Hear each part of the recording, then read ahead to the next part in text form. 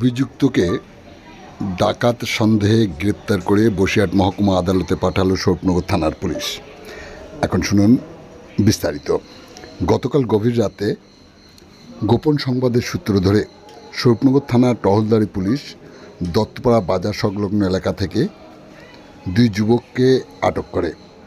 জিজ্ঞাসাবাদে তাদের কথার মধ্যে অসঙ্গতি প্রকাশ পাওয়ায় পুলিশ তাদেরকে গ্রেপ্তার করে আজ সকালে ডাকাত সন্দেহে তাদেরকে বসিরহাট মহকুমা আদালতে পাঠায়। পুলিশ সূত্রে জানা যায়,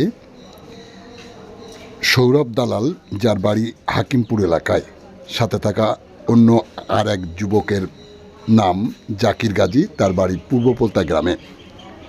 আপনারা দেখছেন সেই সময়কার বিশেষ মুহূর্তে ধারণকৃত ভিডিও চিত্র আজকের শরীফনগর পত্রিকার অনলাইনে। আমাদের সাথে থাকুন, দেখতে থাকুন।